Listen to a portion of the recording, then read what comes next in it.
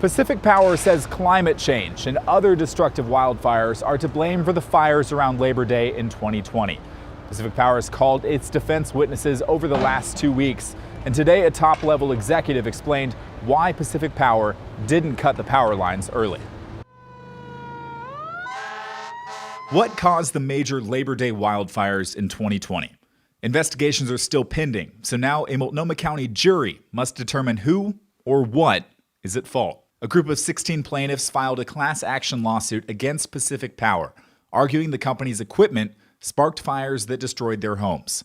The power company, through witnesses like climatologist Leroy Westerling, argue it shouldn't be responsible for severe weather and climate change. The 2020 Labor Day fires were an unprecedented example of this trend across a broader region than had been seen in the observational record.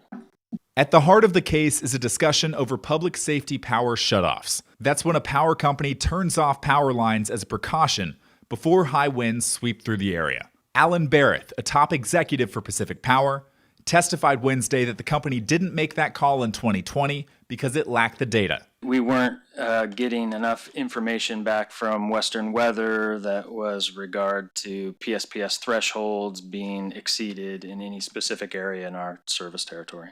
Plus, Pacific Power argues power shutoffs are somewhat of a last resort, as turning off electricity can also be dangerous for people who rely on power. Looking at that risk of not having energy, not having power in a community can increase the risk versus the risk that we're trying to avoid of a potential wildfire. But attorneys for the plaintiffs pressed Barrett on the company's responsibility, how much it spent on wildfire mitigation, and if Pacific Power made the right call. I'm not aware of the specific evaluation that's been done after the fact to determine if where across our service territory where the thresholds exceeded. Plaintiffs' attorneys claim Pacific Power utility lines ignited some of the largest wildfires in 2020, while the defense says the power company can only do so much to prevent severe weather. We didn't get the rainfall in the autumn that would shut down the fire season.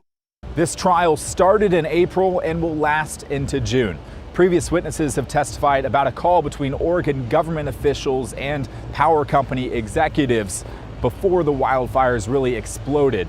The two sides have also used witnesses to make their arguments as to how these wildfires started. In Portland, Evan Watson, KGW News.